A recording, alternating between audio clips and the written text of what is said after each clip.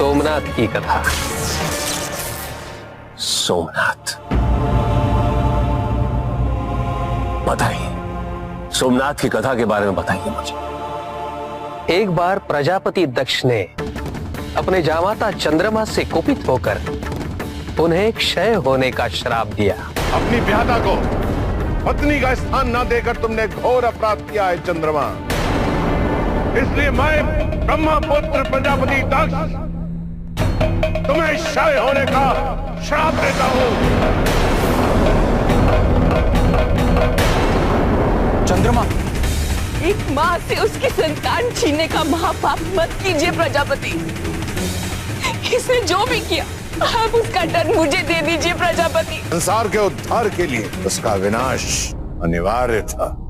चंद्रमा को ठीक करने का एक उपाय है, महामृत्युंजय मंत्र। कहते हैं मार्कंडेय ऋषि ने महामृत्युंजय मंत्र का जाप कर उसे सिद्ध किया और अपनी मृत्यु पर विजय प्राप्त की। महादेव ने उन्हें वरदान देते हुए कहा था कि जो कोई भी महामृत्युंजय मंत्र का जाप करेगा उसकी अकाल मृत्यु कभी नहीं होगी। परंतु समाधान का मार्ग दक्ष ने बंद कर दिया है। शिव को श्राप देकर उन्हें पूजा अर्चना से वंचित कर दिया है। मैं आपको श्राप देता हूं कि आज के पश्चात संसार में कोई भी कहीं भी आपकी पूजा नहीं करेगा। मुझे महामृत्युंजय मंत्र देने में कोई आपत्ति नहीं होती यदि शिव श्रापित नहीं होते।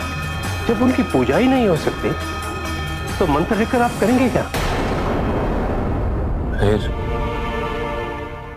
फिर क्या हुआ? चंद्रमा का क्या हुआ? जब दक्ष ने शिव को श्राप दिया तब शिव शक्ति से अलग थे। मतलब शिव के केवल एक भाग को ही श्राप लगा। शिव का दूसरा शरीर यानी सती अब भी श्राप से मुक्त है। यदि हम सती की पूजा करें, संभव है वही हमें चंद्रमा की मुक्ति का उपाय बताए। आप इनकी पूजा कैसे कर सकते हैं? इन पर तो श्राप है। इनके पुत्र का दोष शापित शिव की पूजा से ही दूर हो सकता है। आप शिव को धारण करें, फिर हम शिव की पूजा करेंगे तो संभव है शिव हमसे प्रसन्न होकर इनके पुत्र के सारे दोष दूर कर दें। प्रजापति दक्ष यदि बिगाड़ना जानते हैं तो बिगड़े को संवारने की शक्ति भी रखते हैं। मैं एक नया ग्रह बनाऊंगा जो चंद्रमा की कमी पूरी कर देगा। ओम त्र्यंबकम यजामहे सुगंधिम पुष्टिवर्धनम उर्वारुकमेव बंधनाम मृत्योर्मोक्षयमामृतम। महामृत्युंजय भी अब चंद्रमा की अकाल मृत्यु को नहीं रोक सकता। बस कुछ ही क्षणों में मेरा नया ग्रह व्योम बनने वाला है।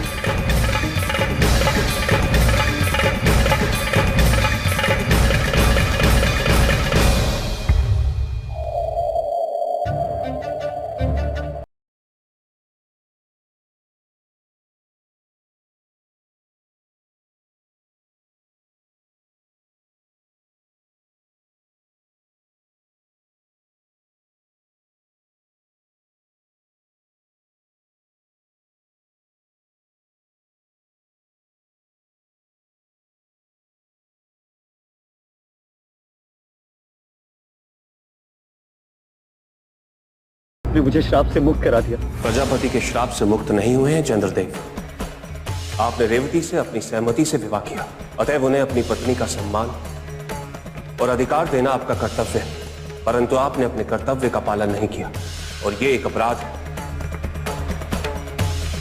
और अपराध के उत्तर में दंड मिलना निश्चित है। प्रजापति दक्ष ने चंद्रदेव को दंड देकर बिल्कुल सही किया। कोई सामान्य पिता होता तो आपको अवश्य क्षमा कर देता, किंतु वो सामान्य नहीं, वो प्रजापति दक्ष। इस समाज के संचालन का उत्तरदायित्व उनके कंधों पर। यदि वो अपने जमाता को क्षमा कर देते तो इस समाज में गलत संदेश पहुंचता। मुझे अति प्रसन्नता है प्रजापति ने अपने पारिवारिक संबंधों को त्याग कर न्याय धर्म का पालन किया। माफ कर दीजिए प्रभु, मैं आपको वचन देता हूं कि रेवती को मैं भविष्य में पूर्ण सम्मान दूंगा। फिर क्या हुआ? चंद्रदेव का अपराध क्षमा योग्य नहीं, परंतु इस सृष्टि के हित के लिए मैं इन्हें जीवन दान अवश्य दूंगा।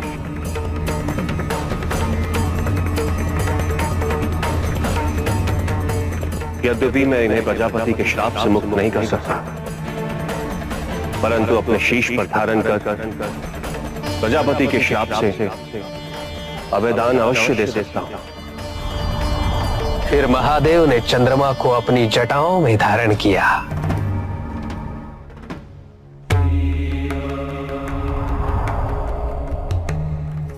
हर हर महादेव! हर हर महादेव! प्रजापति दक्ष के श्राप के कारण मास के 15 दिवस तक आपका क्षय होगा चंद्रदेव, और प्रतिदिन आपका आकार छोटा होता चला जाएगा, परंतु मेरे अवधान के कारण फिर 15 दिवस प्रतिदिन आपका आकार बढ़ता चला जाएगा और आप पूर्णिमा को अपने वास्तविक आकार में आ जाएंगे, और आपका ये चक्र हर माह सृष्टि के अंत तक चलता रहेगा। महादेव, मैं इस स्थान पर आपका भव्य मंदिर बनाऊंगा, और आज से इस स्थान को सोमनाथ तीर्थ के नाम से जाना जाएगा। और इस प्रकार महादेव ने चंद्रमा को प्रजापति दक्ष के श्राप से अभयदान देकर समस्त लोगों का कल्याण किया।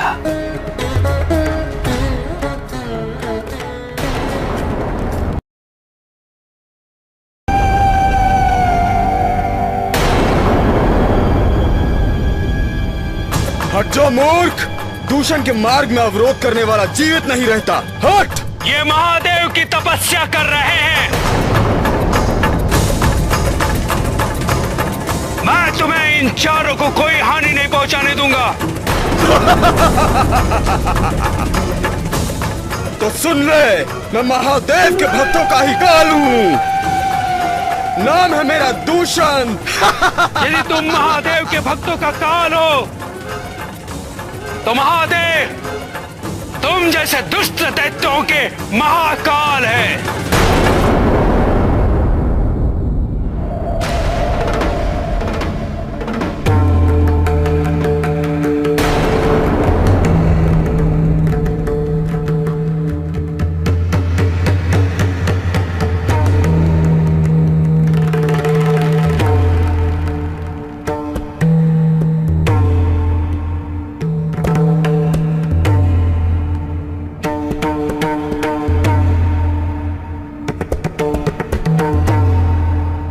प्रभु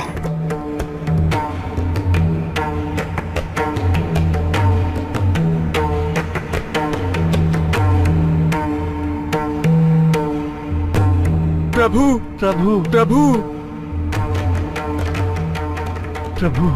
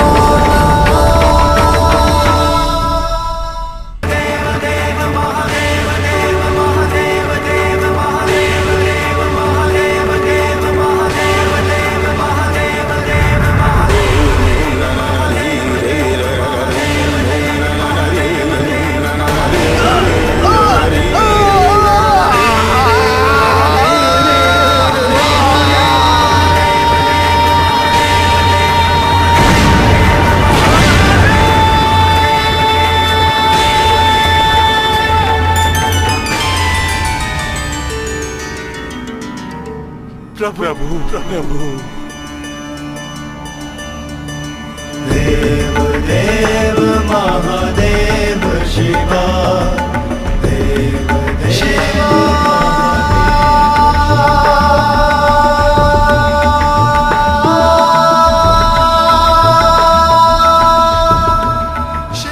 उठो वेदपति। प्रभु, आपके दर्शन पाकर मैं धन्य हो गया।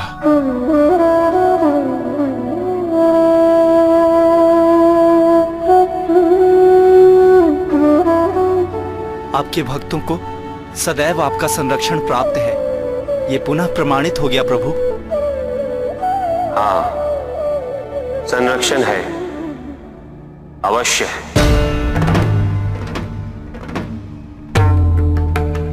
किंतु मेरे भक्तों को यह समझना आवश्यक है कि केवल मेरा नाम जाप पर्याप्त नहीं,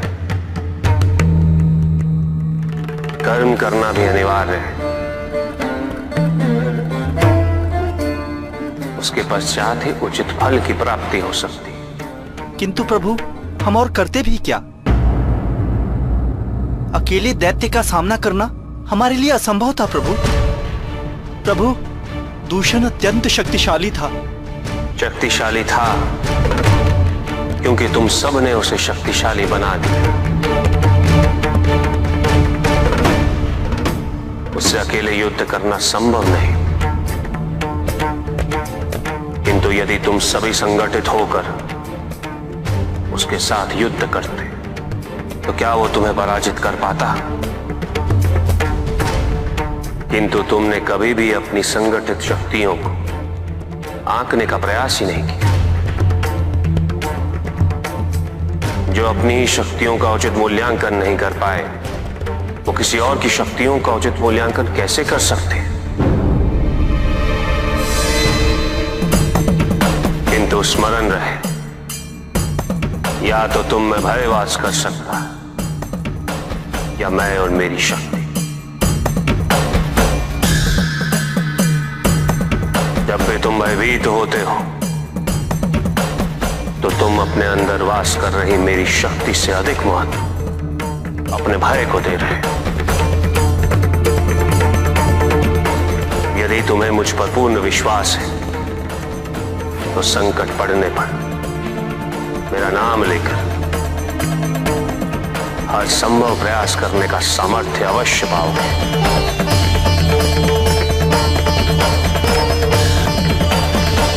हे प्रभु, आपने न केवल मेरी, अभी तो मेरे भाइयों और इस क्षेत्र की भी रक्षा की।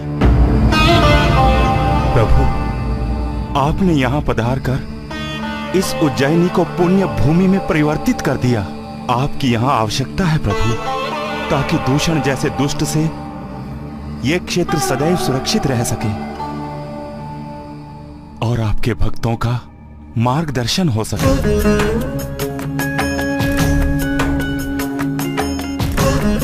मैं आज से यहाँ इस ज्योतिर्लिंग के रूप में वास करूंगा।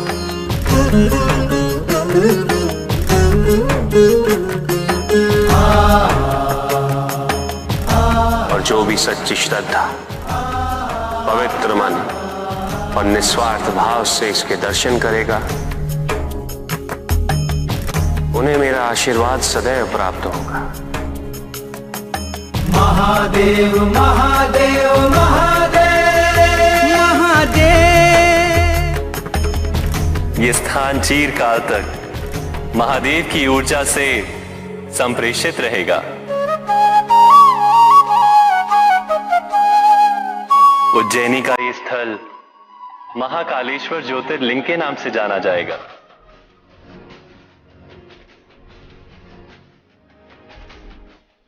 हर हर महादेव, हर हर महादेव, हर हर महादेव, हर हर महादेव, हर हर महादेव, हर हर महादेव, महादेव। क्षिप्रा नदी के तट पर बसे उज्जैन की पावन भूमि में स्थित है 12 ज्योतिर्लिंगों में से एक महाकालेश्वर ज्योतिर्लिंग। इस ज्योतिर्लिंग की विशेषता ये है कि ये दक्षिण मुखी है। इस कारण ये अन्य ज्योतिर्लिंगों से भिन्न है।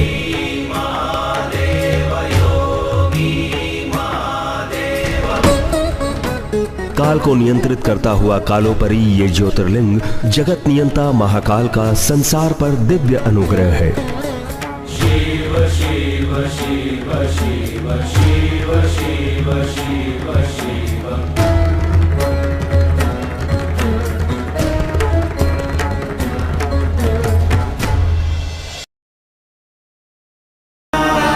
ऐसा एक ज्योतिर्लिंग है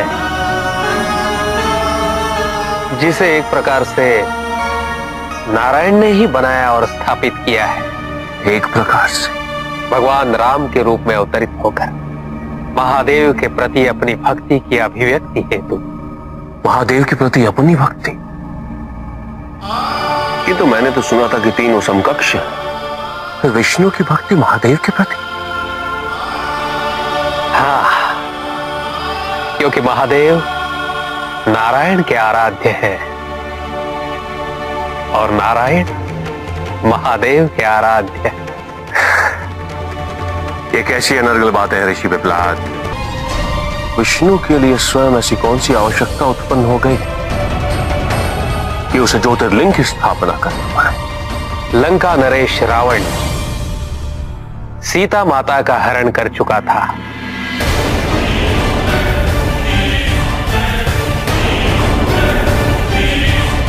श्री राम और उनकी सेना का युद्ध रावण और उसकी सेना से आरंभ होने वाला था और तभी श्री राम की यह इच्छा हुई कि युद्ध से पूर्व वे पूजा करें।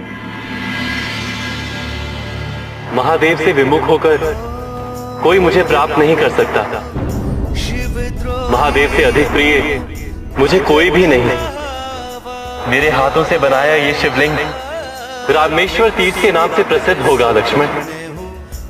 जो भी मनुष्य गंगा जल लाकर रामेश्वर के शिवलिंग का अभिषेक करेगा उसे मृत्यु के पश्चात मेरा लोक प्राप्त होगा।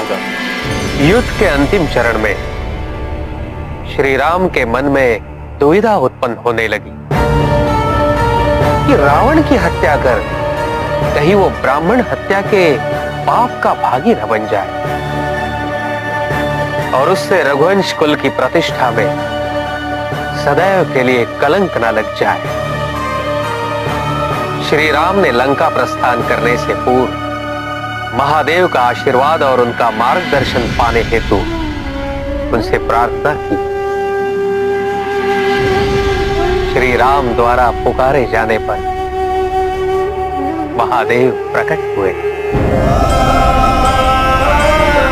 और उन्होंने श्री राम से कहा, राम, जो कर्मठ होता है उसके मन में संकोच का कोई स्थान नहीं होता।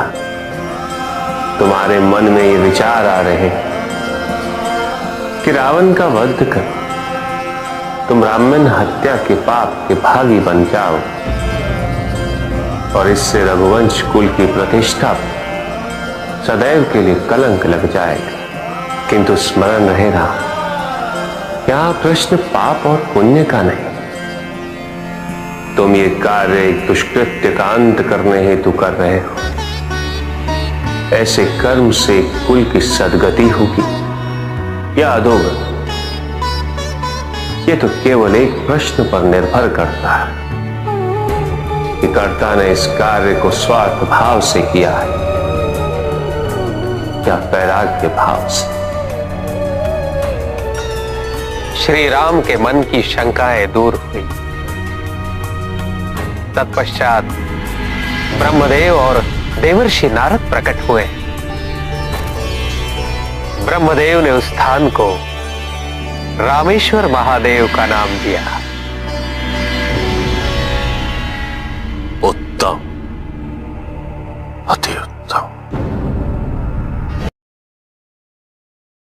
महादेव के व्यक्तिगत जीवन में एक और पात्र अत्यंत महत्वपूर्ण है, गंगा। कोई ऐसा ज्योतिर्लिंग जिसमें गंगा की और गंगाधर की कथा मिलती है।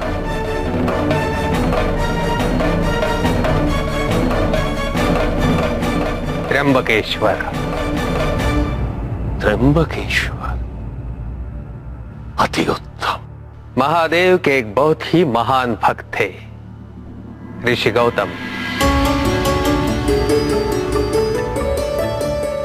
उनके समकालीन ऋषि पीतांबर उनसे बहुत ही ईर्ष्या करते थे।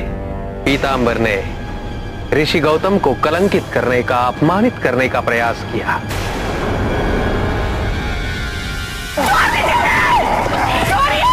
इन्होंने कोई अपराध नहीं किया। आपसे विनती करती हूं, छोड़ दीजिए, छोड़िए। त्रिंबकवासियों, यही है आपका अपराधी। इसी ने इस पवित्र कुंड के जल को अपवित्र किया है। हमारी वर्षों की तपस्या को भ्रष्ट करने का षड्यंत्र रचा है इस ऋषि गौतम ने। नहीं, मैं दोषी नहीं हूं। मैंने कोई दुष्कृत्य नहीं किया है। क्या आज तक किसी अपराधी ने अपना अपराध स्वीकार किया है जो तुम मानोगे? लेकिन तुम्हारे अपराध का साक्षी तो ये कुंड है जिसके लिए तुम दंड के अधिकारी हो। लेकिन तुम्हारा दंड क्या होगा इसका निर्णय त्र्यंबकवासी करेंगे। मृत्यु।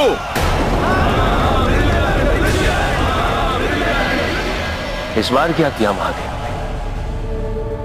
प्रतीक्षा ही की हो कि लोग गौतम ऋषि को मार दें, फिर मैं प्रकट होऊंगा। गौतम ऋषि को पुनर्जीवित कर मैं सब ठीक कर दूंगा। अपने भक्तों की रक्षा हेतु महादेव प्रकट हुए। जाओ।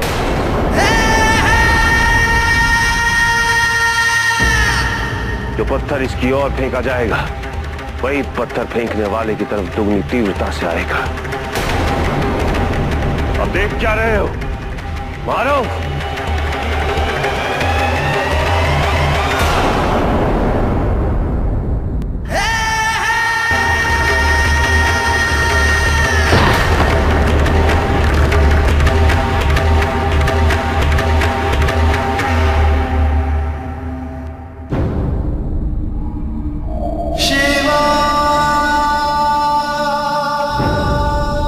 केवल गंगा का जल ही अशुद्धता को दूर कर सकता है ऋषि। आप गंगा की आराधना कीजिए। ओम गंगाय नमः। ओम गंगाय। ऋषि गौतम, कहिए, मैं आपकी क्या सहायता कर सकती हूँ? आपसे प्रार्थना है कि मुझ पर लगाए गए कलंक को दूर करें। ये तो आपकी महानता है ऋषिवर कि जिस क्षेत्र वासियों ने आपको इतना अपमानित किया, आप उन्हीं के कल्याण हेतु प्रयासरत हैं। मैं तो त्र्यंबक क्षेत्र में अवतरण हेतु तत्पर हूँ, किंतु मेरे वेग को स्थिरता प्रदान करने और मेरी तीव्रता को जड़वत करने हेतु क्या त्र्यंबक क्षेत्र तत्पर है? यदि ऐसा संभव है तो मैं सदा के लिए वहां वास कर सकती हूँ। इसके लिए आपको शिव का आवाहन करना होगा।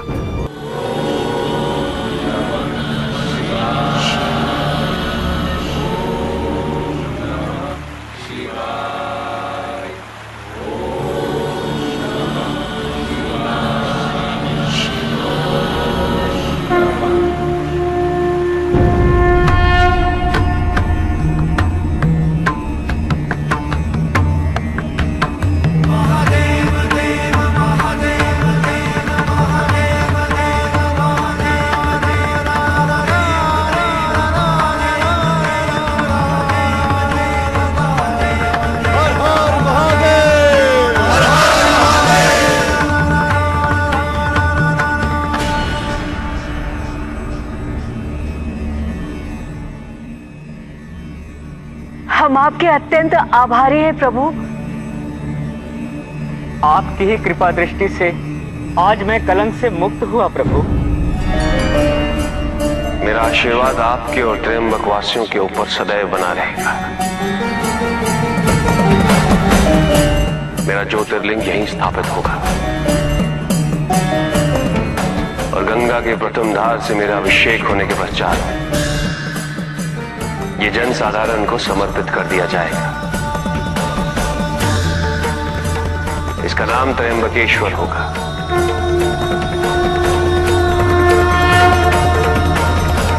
गंगा का नवीन नामकरण भी यहीं से होगा।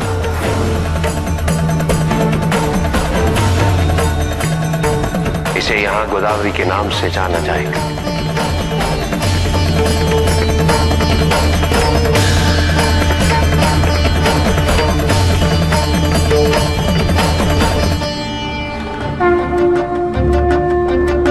त्र्यंबकेश्वर के नाम से यहाँ ज्योतिर्लिंग की स्थापना हुई।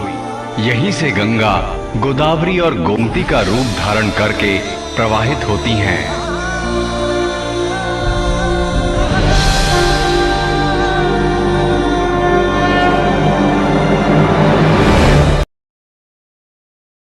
मेरी प्रार्थना है कि आप यहां एक शिवलिंग स्थापन करें और सदैव यहां उपस्थित रहें और मुझ जैसे भ्रमितों का मार्गदर्शन करें।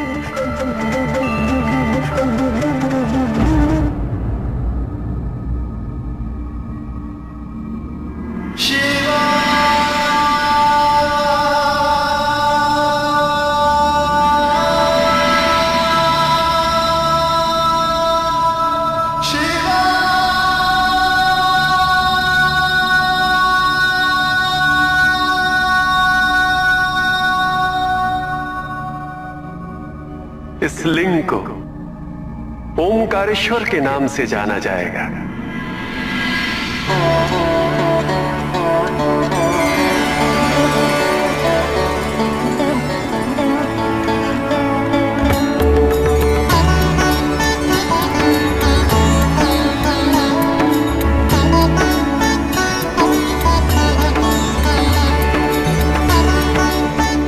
किंतु प्रभु, ओंकार की प्रबलता गृहस्थ के लिए अत्यंत तीव्र है।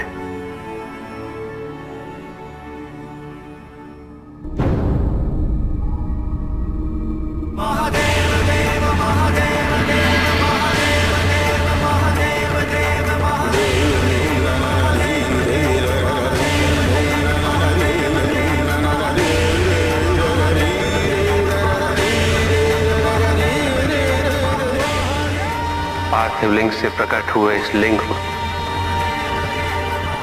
अमलेश्वर के नाम से जाना जाएगा और ये दोनों एक दूसरे को संतुलित रखेंगे और जो भी यहां आएंगे उनकी ऊर्जाएं भी इन दोनों लिंगों के दर्शन से संतुलित होंगी।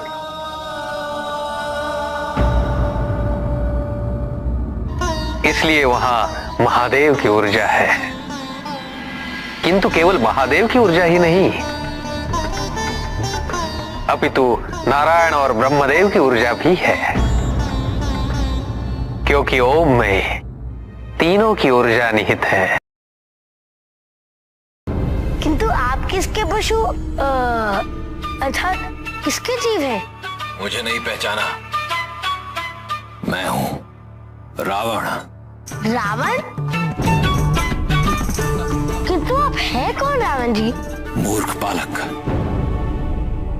तेरे व्यर्थ के प्रश्नों का उत्तर देने का समय नहीं मेरे पास। किंतु आप इतना बड़ा पाषाण लेकर कहाँ जा रहे हैं? मूर्ख, यह पाषाण नहीं शिवलिंग है। शिवलिंग? अर्थात? स्पर्श मत करो। क्यों? तेरे मैले स्पर्श से यह पवित्र शिवलिंग अपवित्र हो जाएगा। इसमें मेरे आराध्य देव विद्यमान है।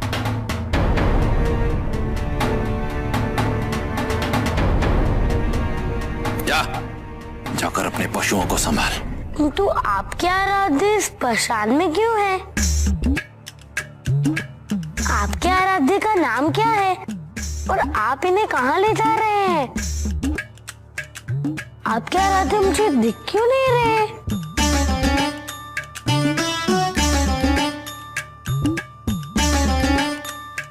बोलिए ना। ये शिवलिंग तो अत्यंत भारी प्रतीत हो रहा है। आप इसे उठाकर थक तो नहीं गए? भूख तो अवश्य लगी होगी, है ना? मुझे तो बहुत भूख लग रही है। मैं तो चला भोजन करने। आप जाइए।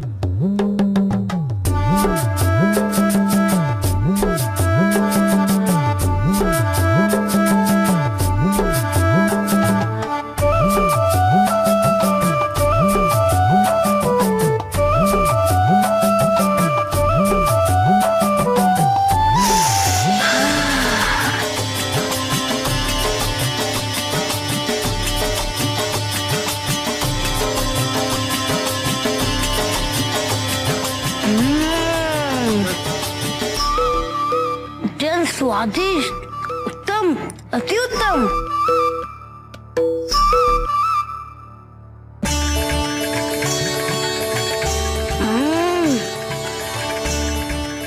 आज तो बहुत ही आनंद आ रहा है।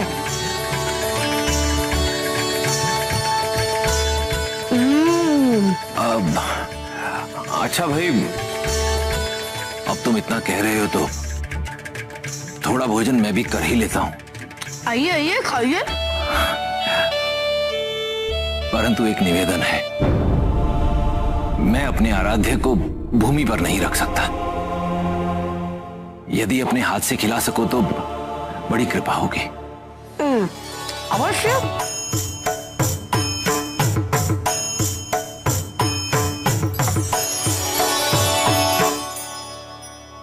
भोजन तो समाप्त हो गया रावण जी।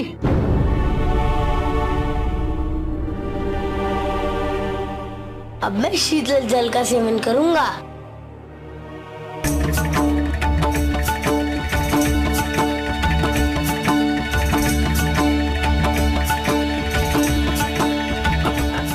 थोड़ा मेरे लिए भी।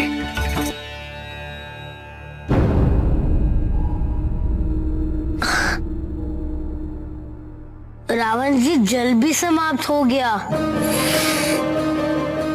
एक प्यासे को जल नहीं पिला सकते। कैसा आचरण है तुम्हारा? क्षमा करें रावण जी, मैंने ध्यान नहीं दिया। मैं आपके लिए अभी जल लेकर उपस्थित होता हूँ। हे वरुण देव, मैं शिवांश पार्वती नंदन गणेश आपका आह्वान करता हूँ।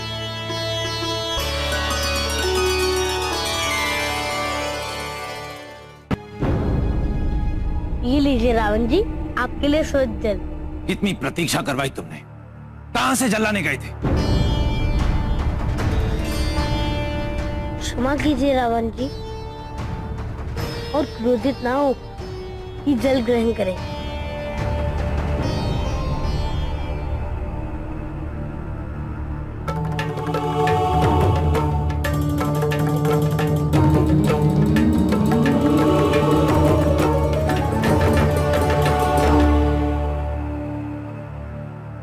हे प्रभु, तुम्हारे कारण कितना विलंब हुआ। यदि अब तक चलता रहता तो कितना दूर निकल गया होता।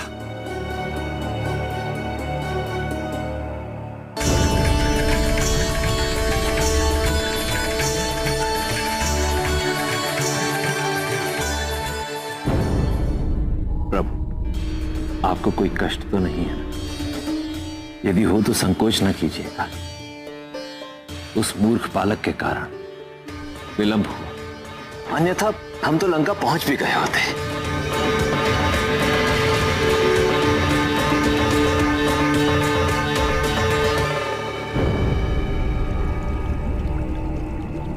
इस समस्या को भी अभी उत्पन्न होना था। क्या करूं मैं?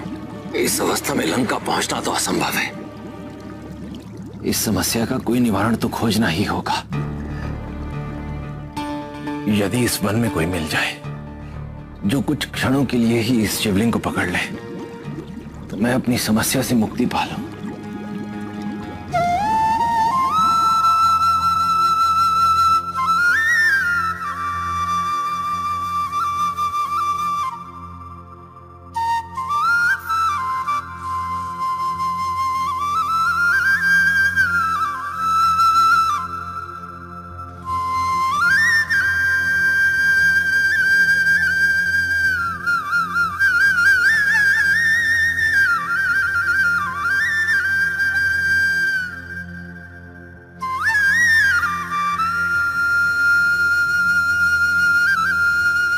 बैजू,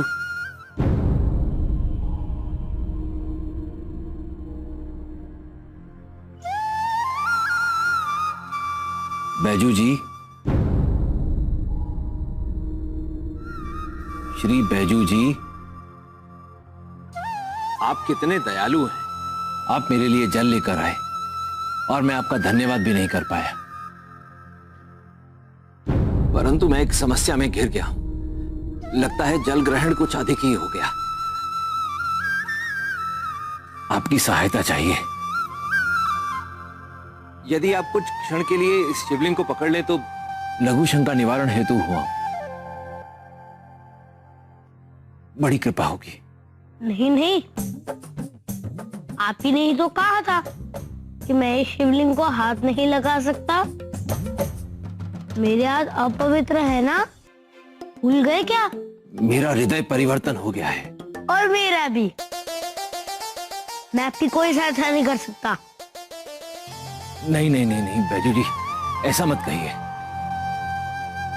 आप तो मुख से ही अत्यंत उदार प्रवृत्ति के प्रतीत होते हैं। इस संकट के समय सहायता कीजिए। कहते हैं अतिथि देवो भव,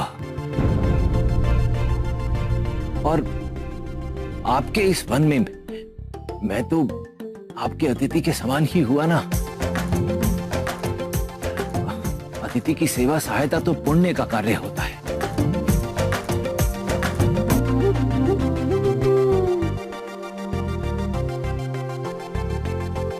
किंतु ये पुण्य अत्यंत भारी प्रतीत हो रहा है। हाँ भारी है बैजू जी, परंतु इतना भारी भी नहीं कि आप कुछ क्षणों के लिए इसे ना उठा पाएं। वैसे देखने में आप भी कुछ कम हृष्ट पुष्ट नहीं है। ठीक है,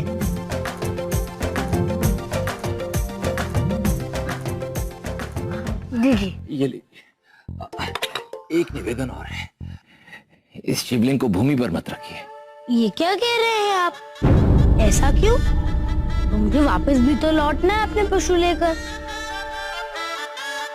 सूर्यास्त होने के पूर्व यदि आप नहीं लौटे तो मैं शिवलिंग को यही रखकर प्रस्थान कर जाऊंगा।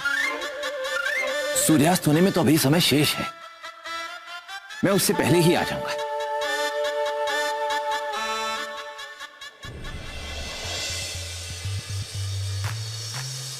अरे संभालो।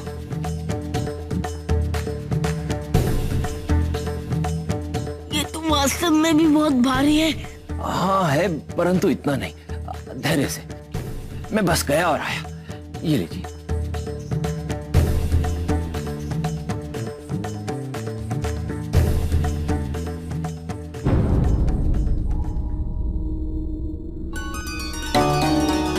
वनदेव, रावण पिताजी को अपने साथ लंका ले जा रहा है। मुझे उसे रोकना है। वो तृषित होकर जल के लिए व्याकुल है। मैं चाहता हूँ कि आप उसकी प्यास बुझाएं, किंतु ऐसे कि उसे आभास ही ना हो कि वो कितना जल ग्रहण कर गया।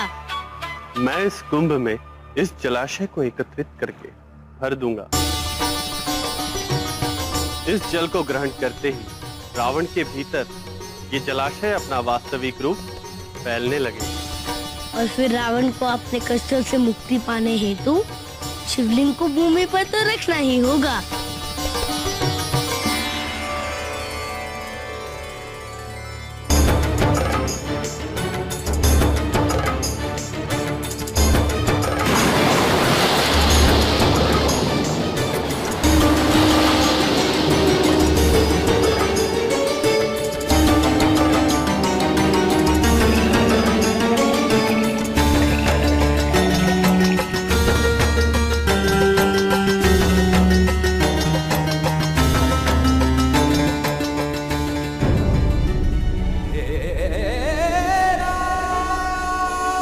देखा माँ, वचन दिया था ना मैंने आपको, अब उसे पूर्ण करने का समय आ गया है। रावण को दिया वचन भी तो पूर्ण करना होगा कि मैं शिवलिंग को सूर्यास्त तक ही संभाल पाऊंगा, और यदि रावण सूर्यास्त तक नहीं आया तो मैं...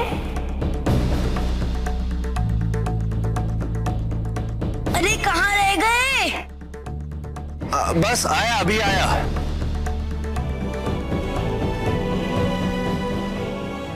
हो गया। बस बैजू जी, कुछ ही क्षण और।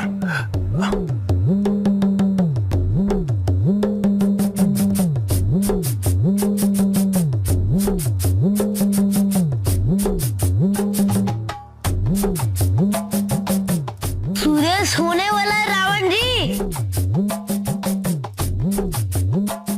क्या मैं शिवलिंग को भी यहीं रख दूं? नहीं नहीं नहीं, मैं आ रहा हूं।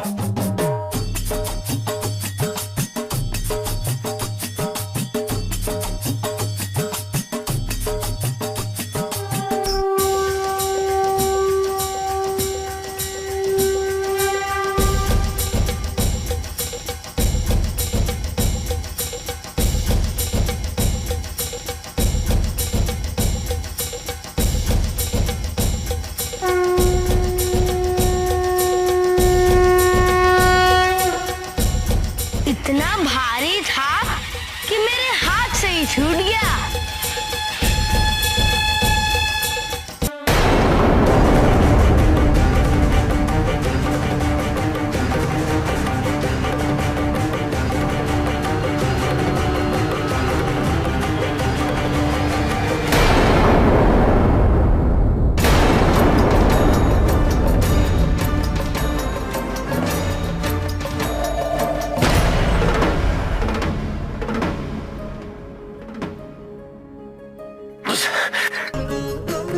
मैंने तुमसे कहा था रावण, तुम मुझे जहां भी रख दोगे मैं वहीं स्थापित हो जाऊंगा। और ये स्थान मुझे अति प्रिय है, मैं यहां आ चुका और आज तुम्हारे कारण मेरा यहां पुनः आगमन हुआ है।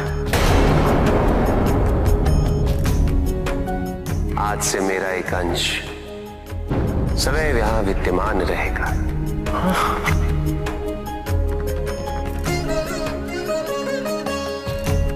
बैजू का रूप धारण कर गणेश ने स्थल पर रावण को रोका है। आज से ये स्थल बैजनाथ के नाम से जाना जाएगा।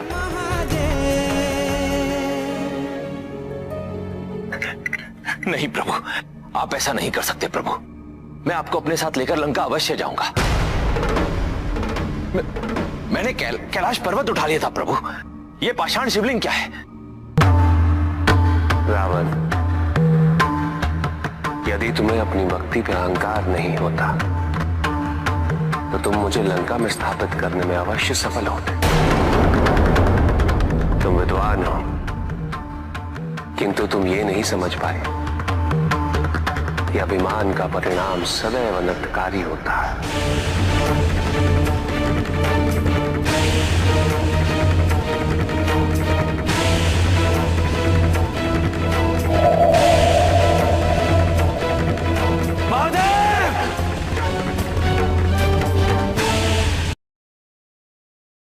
श्री राम ने रावण से युद्ध में कुंभकर्ण का वध किया था, याद है आपको? अवश्य याद है ऋषि पिपलाद। आगे कहीं। ये कथा उसी कुंभकर्ण के पुत्र भीमा से संबंधित है। बताइए माँ, कौन था वो? कौन था जिसने मेरे पिता का वध किया है?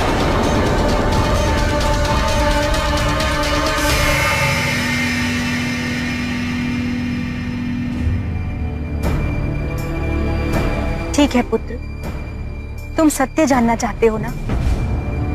तुम्हारे पिता कुंभकर्ण का वध उसी युद्ध में उसी के द्वारा हुआ था जिसने तुम्हारे पिता के बड़े भाई लंकापति रावण का वध किया। नारायण के मानव अवतार राम।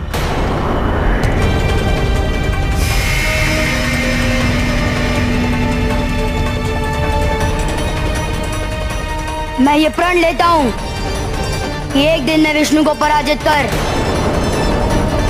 अपने पिता के वध का प्रतिशोध लूंगा।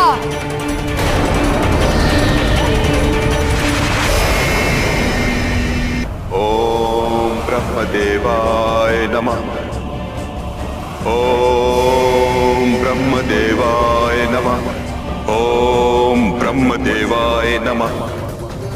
ओम ब्रह्मदेवाय नमः। ब्रह्मदेव, मुझे आप ऐसा वरदान दीजिए कि मैं अत्यधिक बलशाली और बलवान बन सकूं। केवल वही नहीं, मेरी मृत्यु शक्ति द्वारा कदापि ना हो जिसने मेरे पिता का वध किया। हाँ, विष्णु या विष्णु का कोई भी अवतार मुझे परास्त ना कर सके।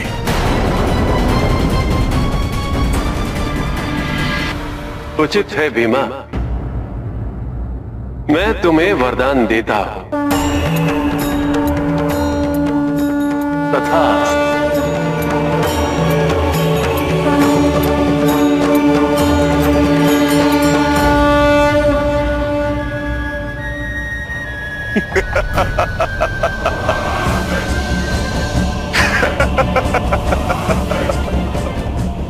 विष्णु, तुम्हारा अंत आने वाला है, अंत। तो वरदान प्राप्त करने के पश्चात भीमासुर ने किया क्या? अहंकार, अपने वरदान की शक्ति का अहंकार जो सबको होता है। भीमासुर ने एक महान शिव भक्त राजा कामरूपेश्वर के राज्य पर आक्रमण कर उसे पराजित किया और उसे बंदी बना लिया। भीमासुर ये नहीं समझ रहा था कि किसी के शरीर को बंदी बनाया जा सकता है, भक्ति को नहीं। कठिन से कठिन परिस्थितियों में भी भक्ति अभिव्यक्त होने का कोई ना कोई मार्ग निकाल ही लेती है। ओम नमः शिवाय। ओम नमः शिवाय। ओम नमः शिवाय। कामरूपेश्वर, तुम भूल रहे हो कि तुम मेरे बंदी हो और तुम्हारी श्वास जो चली है तो केवल इसलिए कि मैंने उसे अनुमति दी है। तुम यहां किसी भी देवता की पूजा अर्चना नहीं कर सकते। भीमासुर, महादेव की भक्ति त्याग कर जीवित रहने से तो अच्छा है कि तुम हमें मृत्यु दे दो, किंतु तुम एक भक्त को मार सकते हो, उसकी भक्ति का नहीं। कामरूपेश्वर, अभी मैं तेरी इस भक्ति का अंत करके दिखाता हूं। नहीं,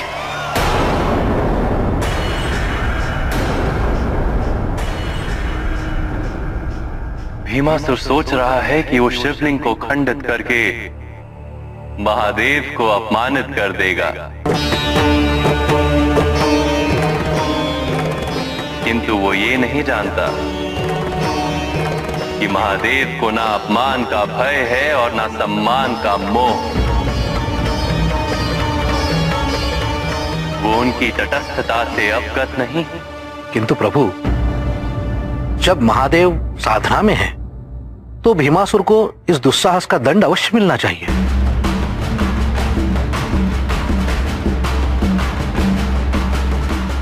मेरे प्राण ले लो, मुझे मृत्यु दे दो, परंतु शिवलिंग पर प्रहार मत करो भीमासुर।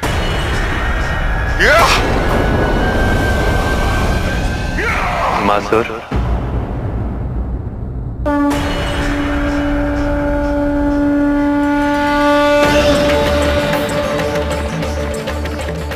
नारायण,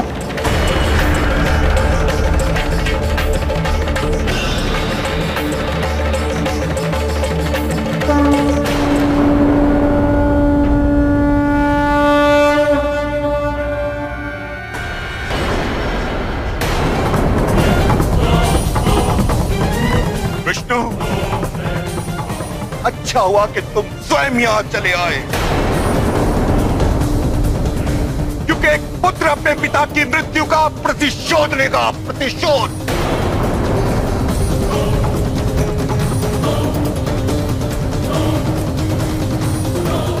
तुम मेरा कुछ भी नहीं बिगाड़ सकते, कुछ भी नहीं।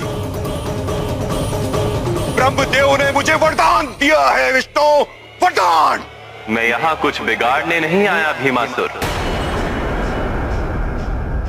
केवल महादेव के भक्त की रक्षा करने आया।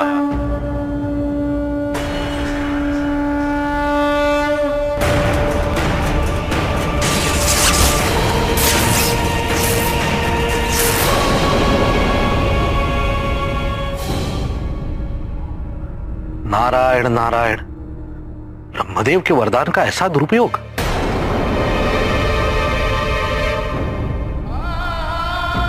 हे महादेव, इस दुष्ट को रोकिए प्रभु, अन्यथा अनर्थ हो जाएगा प्रभु, अनर्थ हो जाएगा।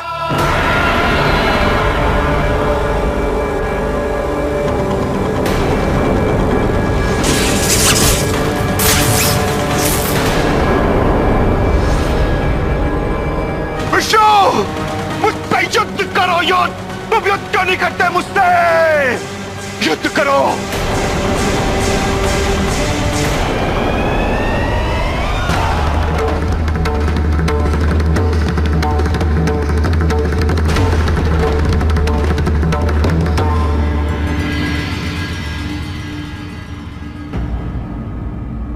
महादेव,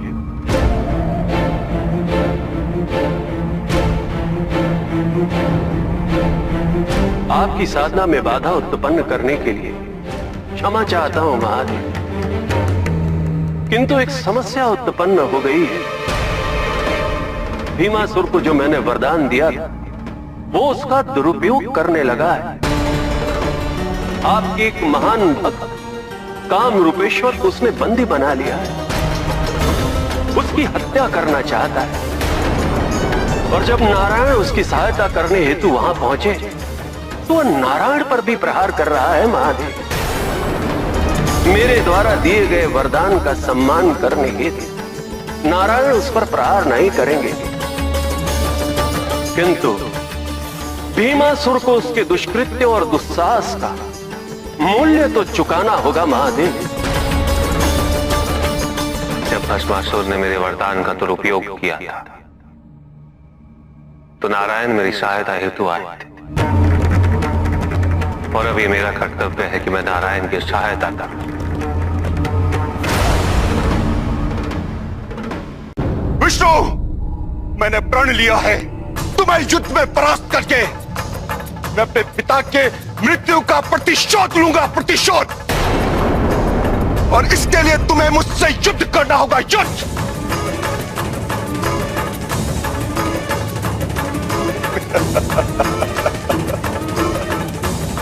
क्या हुआ विष्णु? ब्रह्मदेव के वरदान से भयभीत हो गए क्या? भयभीत नहीं भीमासुर, निराश अवश्य हुआ। तुमने इतने महत्वपूर्ण वरदान का अपमान किया, उसका दुरुपयोग किया, किंतु मैं उस वरदान का अपमान नहीं कर सकता। किंतु तुम्हें इतना अवश्य कह सकता कि तुम इसी क्षण अनुचित का मार्ग त्याग कर उचित मार्ग पर चल सकते हो, यदि तुम चाहो तो। मेरे मार्ग का चयन तो तुमने वर्षों पूर्व मेरे पिता के वध के साथ ही कर दिया था। अब तो लक्ष्य प्राप्त करने का समय आ गया है विष्णु, समय आ गया है।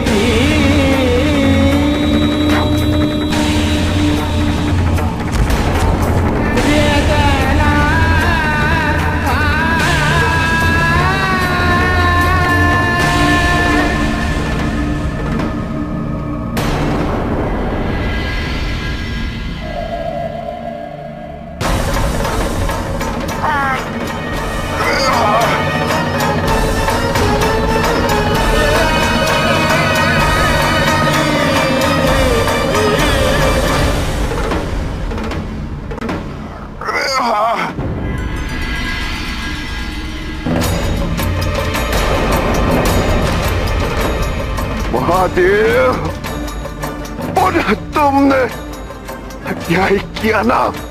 अन्याय तुमने स्वयं किया है अपने साथ भीमासुर। ये सत्य है कि श्री राम द्वारा कुंभकर्ण का वध हुआ था,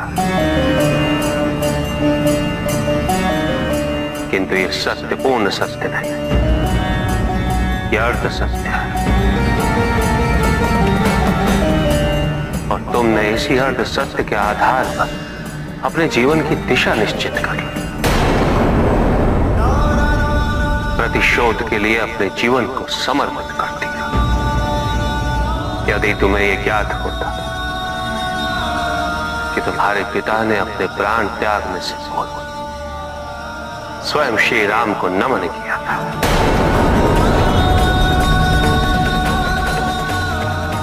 तो क्या तब भी तुम इसी मार्ग का चयन करते भीमासुर? पिताश्री ने श्री राम को नमन किया। हाँ भीमासुर, कुंभकर्ण ने ये मृत्यु श्री राम का आशीर्वाद समझकर स्वीकार की, हत्या समझकर नहीं।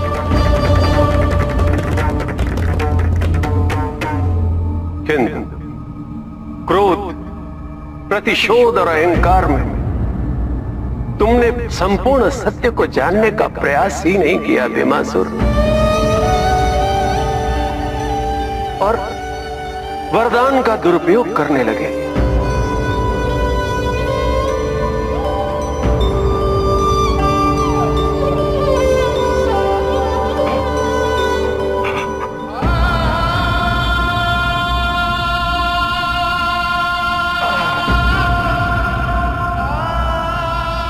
और इस प्रकार महादेव ने भीमासुर के क्रोध और अहंकार का अंत किया। और ज्योतिर्लिंग, उसकी स्थापना कैसे हुई?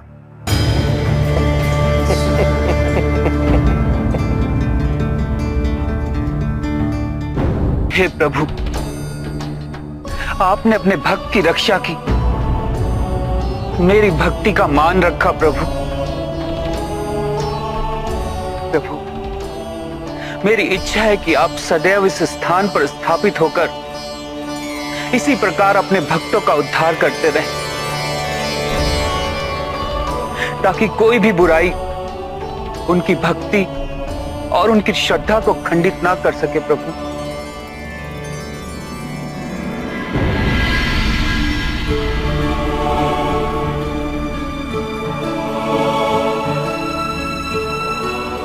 महादेव, आप अपने भक्तों के संरक्षण हेतु, उनके उद्धार हेतु सदैव तत्पर रहते हैं।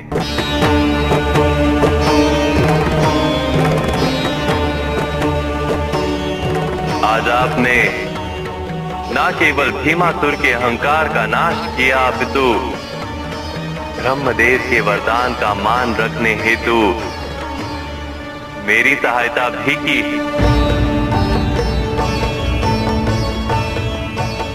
इसी कारण से मेरी भी आपसे यही प्रार्थना है कि इस स्थान पर आपकी ऊर्जा सदा ही स्थापित रहे।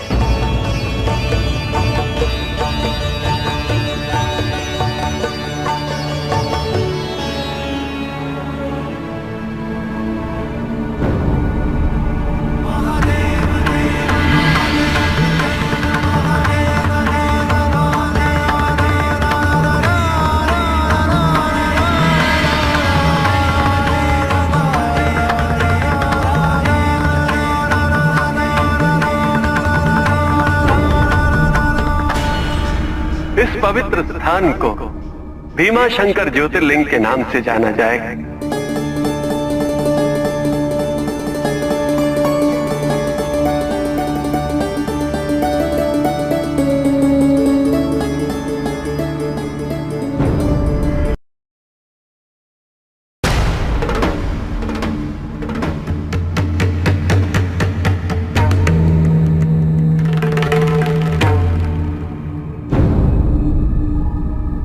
हमारे वरदान का अपमान महादेव ने नहीं, तुमने किया है दारुका।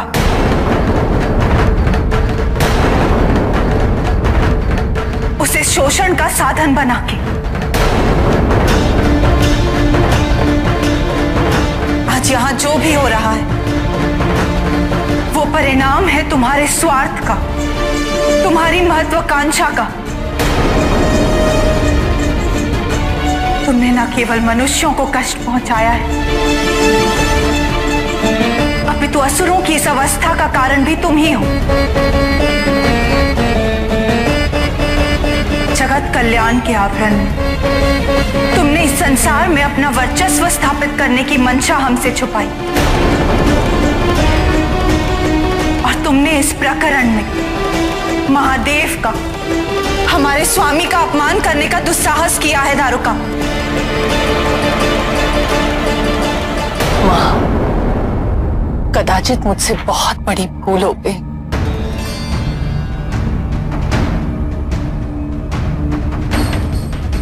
मुझे क्षमा कीजिए।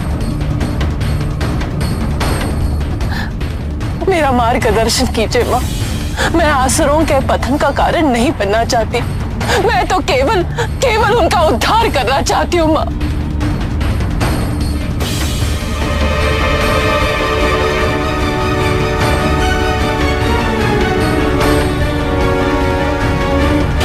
यदि तुम्हें क्षमा मांगनी ही है तो महादेव से मांगो।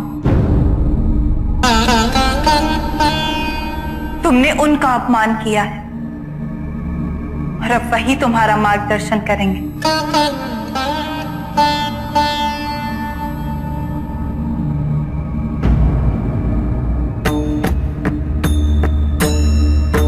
प्रभु, मैं अहंकार में बह गई थी।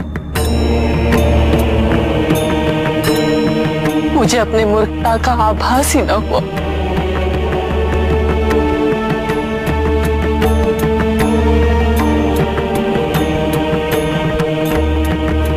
परिश्रम का उद्देश्य केवल जीविकोपार्जन होता है दारुका।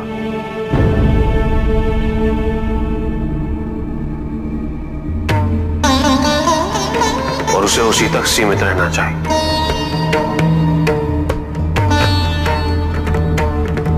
परिश्रम से हमें भोजन प्राप्त होता है और उससे हमारी क्षुधा मिटती है।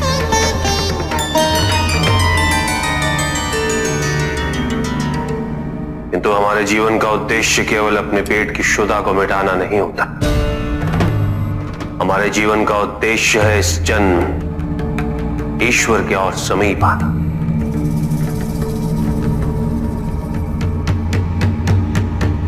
और ये केवल आत्मा के विकास से ही संभव है। और आत्मा का विकास केवल चिंतन, मनन, संगीत और सत्संग से ही संभव होता है।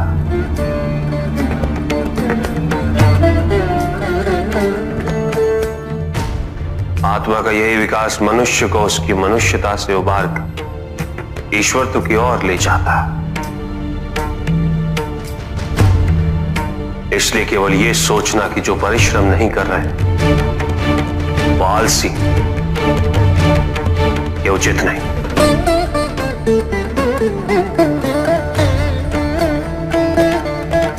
तुम ये कैसे भूल गए कि स्वयं शक्तिशाली बनने हेतु, वरदान प्राप्त करने हेतु तुमने पार्वती की तपस्या की।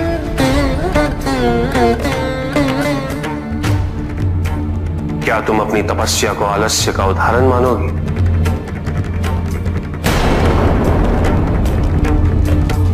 जितना प्रयास शारीरिक परिश्रम हेतु करना पड़ता है उससे कहीं अधिक प्रयास की आवश्यकता मानसिक व आध्यात्मिक कार्य में होती।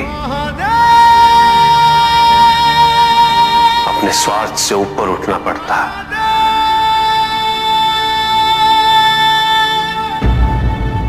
अपने आराध्य में ध्यान केंद्रित करना पड़ता है। समर्पण सरल नहीं है दारुका।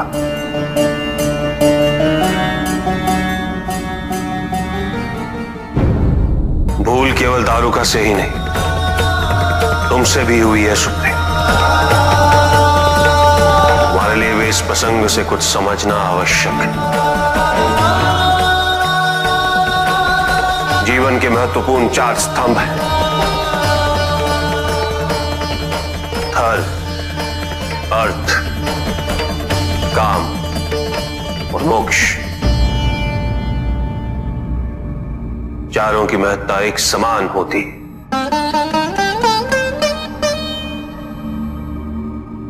केवल धर्म के लिए शेष तीनों उद्देश्यों से विमुख हो जाना ये उचित नहीं और ये ईश्वर को भी स्वीकार्य नहीं। यदि केवल धर्म को महत्ता दी जाए तो संतुलन उत्पन्न होता।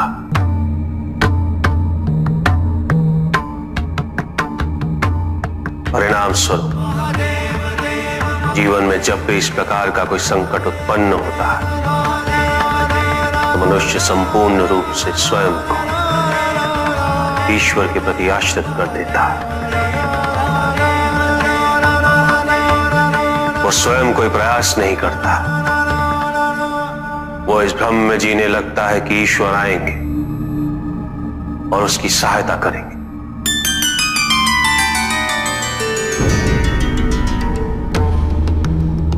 किंतु ईश्वर केवल उसी की सहायता करते हैं तो स्वयं अपनी सहायता करने का साहस करें,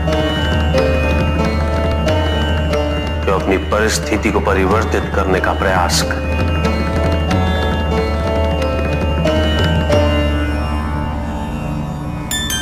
अपनी भूल को स्वीकार करने के लिए साहस की आवश्यकता होती है दारुका, और यदि अपनी भूल का आभास हो जाए तो क्षमा मात्र एक औपचारिकता है।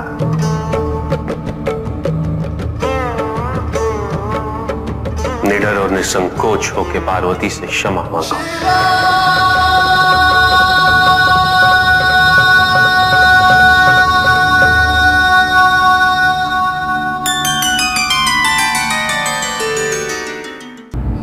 दारुका, स्वामी ने कहा ना, जब अपनी भूल का आभास हो जाए तो अब तुम्हें क्षमा मांगने की कोई आवश्यकता नहीं।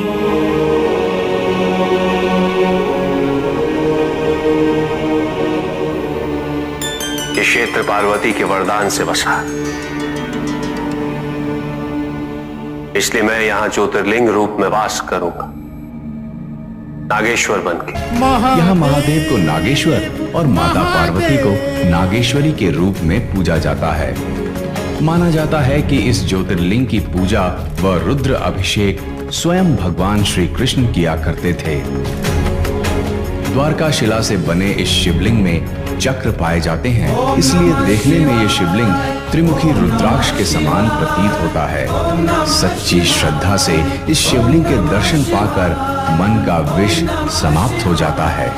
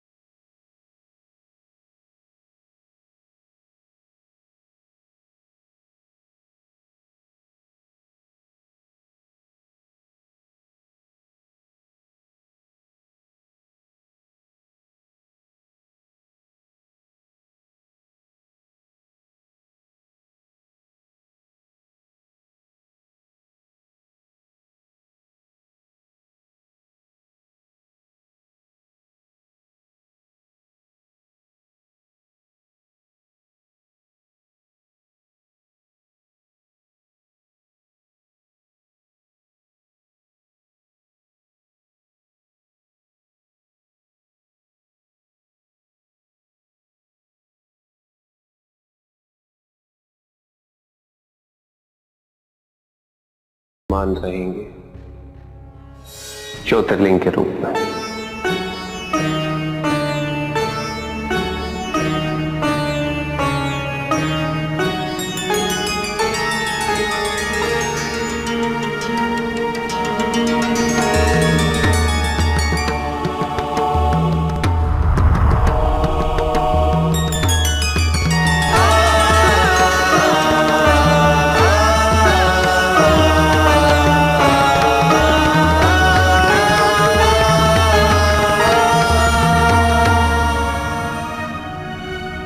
ये ज्योतिर्लिंग मल्लिकार्जुन ज्योतिर्लिंग के नाम से जाना जाएगा।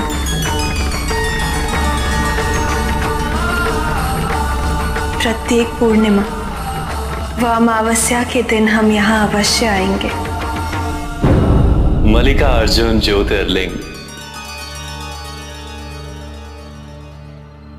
ये पहला ऐसा ज्योतिर्लिंग है जिसमें देवी पार्वती और महादेव सम्मिलित रूप से स्थापित हैं।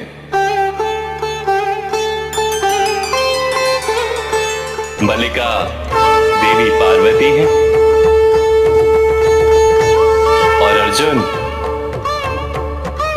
अर्जुन महादेव है।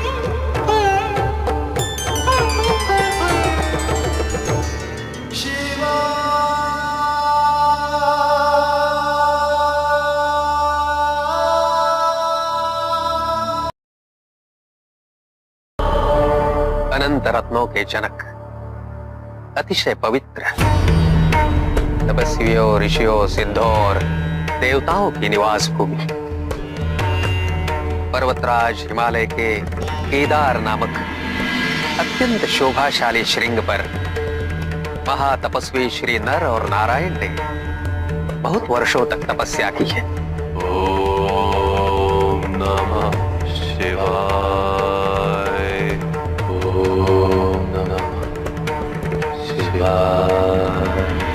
महादेव को प्रसन्न करने के लिए श्री नर और नारायण भगवान विष्णु के ही दो अवतार थे और उनकी तपस्या से प्रसन्न होकर साक्षात महादेव उनके सामने प्रकट हो गए। ओम नमः शिवाय। ओम नमः शिवाय। नर, नारायण,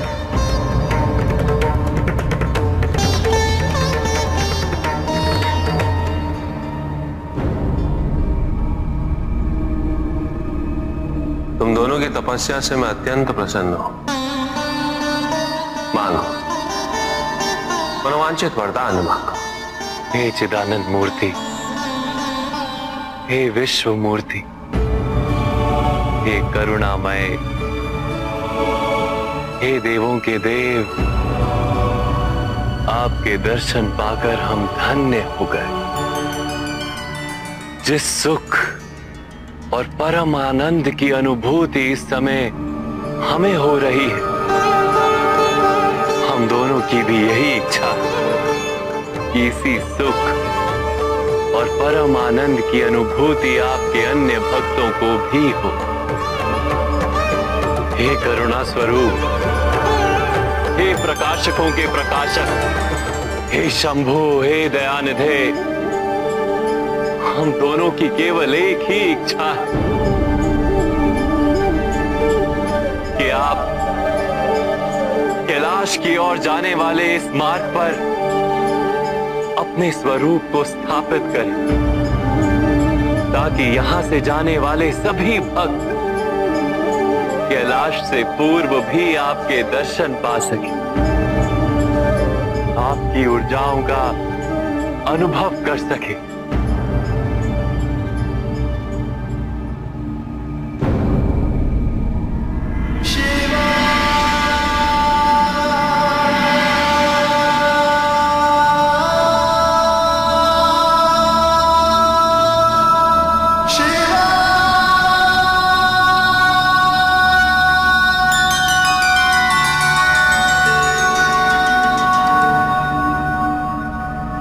से लेकर चिरकाल तक केदार श्रृंग पर स्थित इस ज्योतिर्लिंग को केदारनाथ के नाम से जाना जाएगा। यहां आकर मेरा दर्शन, पूजन करने वाले भक्तों को लौकिक फलों की प्राप्ति होगी, अचल शिव भक्ति की प्राप्ति होगी, मोक्ष की प्राप्ति होगी।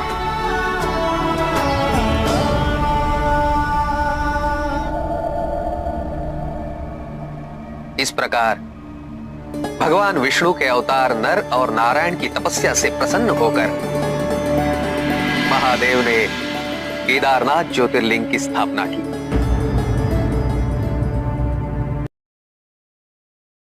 कहिए आज कौन से ज्योतिर्लिंग की कथा सुनना चाहेंगे आप? कोई ऐसे ज्योतिर्लिंग की कथा जिसमें केवल महादेव की शक्ति का वर्णन, उनके बल का वर्णन हो।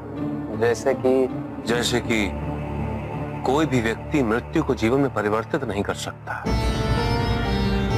असंभव है ये, है ना ऋषि पिपलाद? क्या आपके महादेव के लिए यह संभव है? वो इस विकल्प का चयन नहीं करते हैं। इसका अर्थ यह हुआ कि यदि वो चाहें तो चयन अवश्य कर सकते हैं, है ना? महादेव नियति के विरुद्ध कुछ नहीं करते हैं। किंतु ऋषि पिपलाद यदि वो चाहें तो कर सकते हैं या नहीं? महादेव के लिए कुछ भी असंभव नहीं है। उत्तम, अति उत्तम। तो क्या इन ज्योतिर्लिंगों की कथाओं में कोई भी ऐसी कथा है जिसमें स्वयं महादेव ने मृत व्यक्ति को जीवित किया? हाँ है। तो कहिए ऋषि पिपला, कौन सा ज्योतिर्लिंग?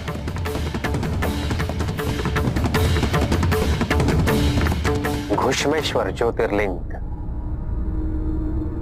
घुश्मेश्वर। दक्षिण में एक ब्राह्मण था, सुधर्म,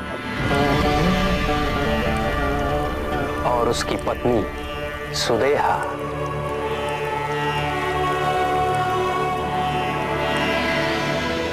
उन्हें संतान सुख प्राप्त नहीं हुआ था। वे दोनों ही महादेव के परम भक्त थे। सुदेहा को ये दुख था, ग्लानि थी कि वो सुधर्म को संतान सुख देने हेतु असमर्थ है। सुदेहा ने सुधर्म से विनती की कि वो उसकी छोटी बहन घुश्मा से विवाह करे ताकि उन्हें संतान की प्राप्ति हो।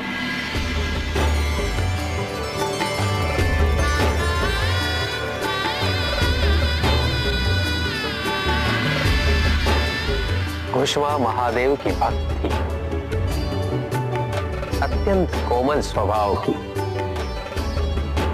महादेव की आराधना किए बिना वो जल भी ग्रहण नहीं करती थी। अपने कोमल स्वभाव के कारण ही वो सुधर्म की अत्यंत प्रिय हो गई। जब सुदेहा को इस बात का आभास हुआ, उसे अपनी बहन से ईर्ष्या होने लगी। धीरे धीरे ये ईर्ष्या इतनी बढ़ी कि सुदेहा महादेव की भक्ति करना ही भूल गई। शीघ्र ही घुश्मा को एक सुंदर पुत्र की प्राप्ति हुई। उसका नाम रखा गया सुकर्म। अब सुधर्म का परिवार संपूर्ण परिवार बन गया था और सुदेहा की ईर्ष्या चरम सीमा पर पहुंच चुकी थी। सुकर्म बड़ा हुआ तो सुधर्म ने उसका विवाह कर दिया।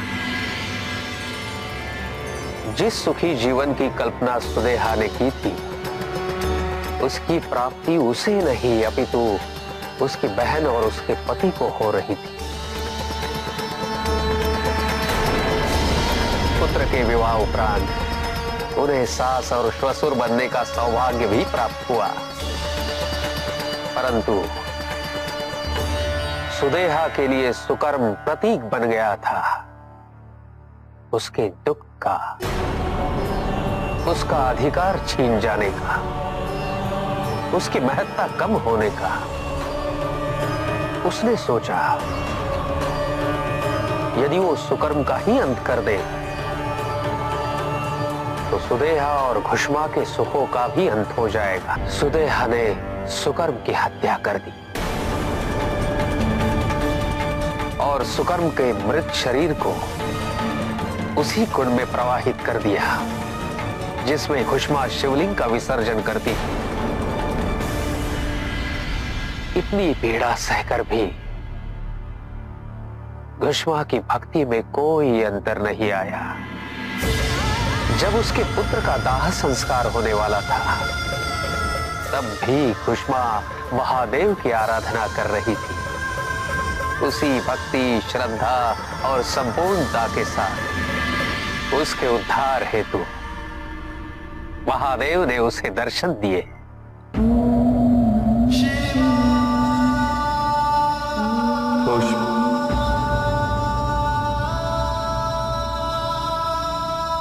प्रभु, मैंने बहुत से भक्त देखे, किंतु तुम्हारी निस्वार्थ भक्ति, तुम्हारा समर्पण, और वो भी अपने पुत्र की मृत्यु के समय, क्या अतुलनीय।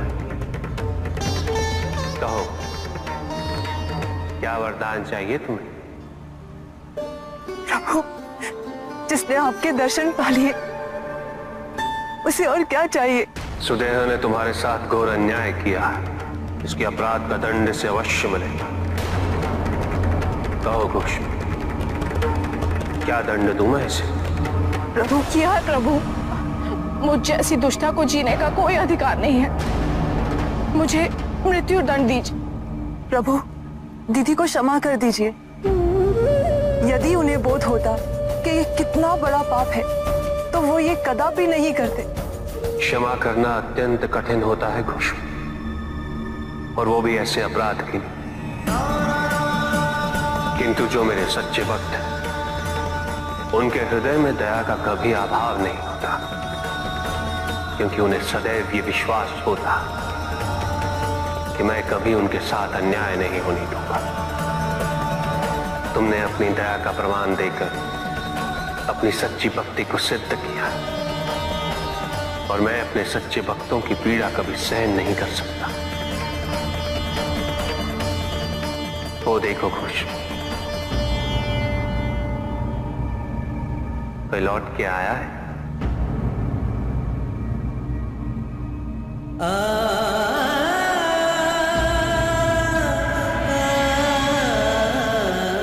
खुश, तुमने अभी तक मुझसे कोई वरदान नहीं मांगा। मेरी एक ही इच्छा है प्रभु, कि जैसे आपने मेरा दुख दूर कर दिया और जैसे मेरी बहन की ईर्ष्या को दूर कर दिया, वैसे ही इस संसार का सारा दुख दूर होता रहे प्रभु। सबको आपका मार्गदर्शन मिले। इसीलिए प्रभु, मैं आपसे यही मांगती हूँ कि आप यहीं पे वास कीजिए। धन्य हो घोष, तुम्हारे मन में संसार के कल्याण की प्रति भावना वास करती। तुम्हारी भक्ति, तुम्हारी पवित्रता के कारण मैं सदैव यही रहूंगा। अनंत काल तक ये समस्त संसार तुम्हारी करुणा का स्मरण करता रहेगा। इसलिए ये धाम घुष्मेश्वर ज्योतिर्लिंग के नाम से प्रसिद्ध होगा। और इस प्रकार महादेव ने एक भ्रमित भक्त को ईर्ष्या से मुक्त किया और दूसरे भक्त को आशीर्वाद दिया। सृष्टि के निर्माण उपरांत एक बार नारायण ने तप के लिए महादेव से उत्तम स्थान के निर्देश की याचना की। महादेव ने अपनी प्रेरणा से समस्त तेज संपन्न अत्यंत शोभायमान पंचकोशी नगरी का निर्माण किया।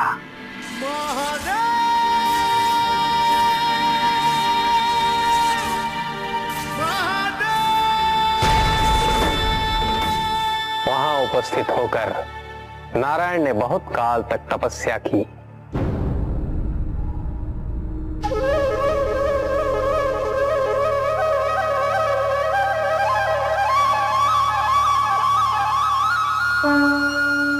नारायण की तपस्या के अनंतर ही उस क्षेत्र में महादेव की कृपा से अनेक नदी नद सरिताएं उत्पन्न हुई।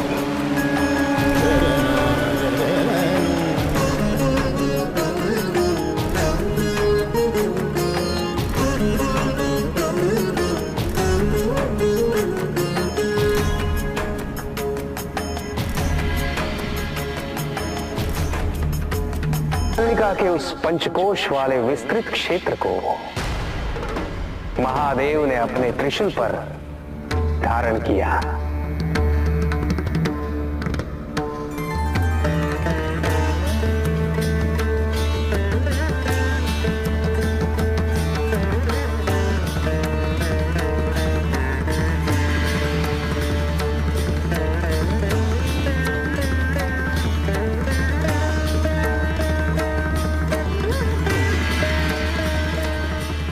महादेव ने अपनी शक्ति से उस पंचकोशी तीर्थ को सभी 14 लोकों से पृथक रखा और आगे इन सब से अलग उसको मृत्युलोक में स्थापित किया।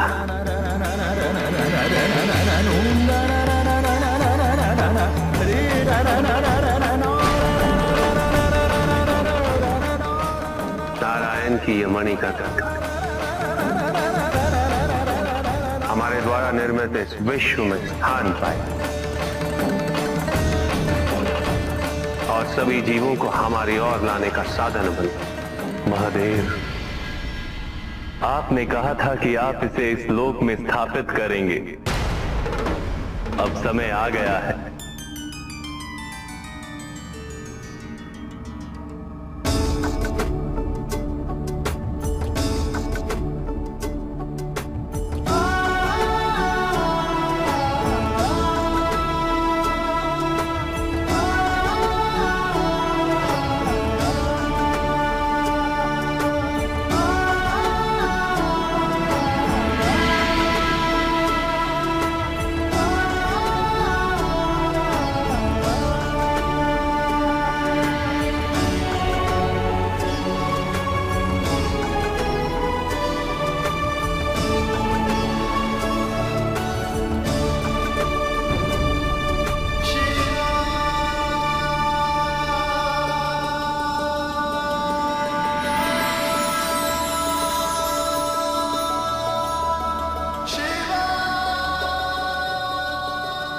महादेव की कृपा से उस मणिकर्णिका का विस्तार पंचकोश तक हो गया।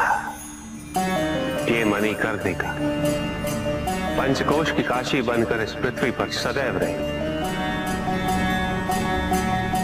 यह अविनाशी है, चिरकाल तक। सृष्टि के अंत के पश्चात इसका अंत नहीं होगा। ये भूमि मुझे सदैव प्रिय रहेगी। यहां तप करके स्वयं नारायण ने तीनों लोकों को प्रकाशित किया। इसीलिए ये मुझे अत्यंत प्रिय है। मैं इसे कभी भी नष्ट और विनष्ट नहीं होने दूंगा। ब्रह्मदेव, जब संसार के आवर्तन के पश्चात प्रलय आएगा, मैं इस काशी को पुनः अपने त्रिशूल पर धारण करूंगा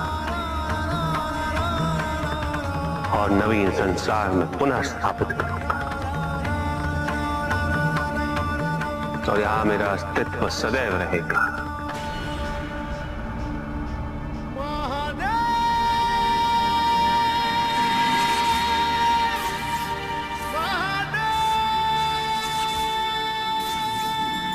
महादेव ने उस क्षेत्र से अपने आत्मिक योग को ध्यान में रखते हुए अपने ज्योतिर्लिंग को वहां स्थापित किया, जो इस क्षेत्र से कदापि पृथक नहीं हो सकता। विश्व की स्थापना तो हुई, किंतु इस ज्योतिर्लिंग को आपने उस स्थान पर स्थापित किया है जिसकी ऊर्जाएं विश्व से परे हैं। इस ज्योतिर्लिंग को विश्वेश्वर ज्योतिर्लिंग के नाम से जाना जाएगा।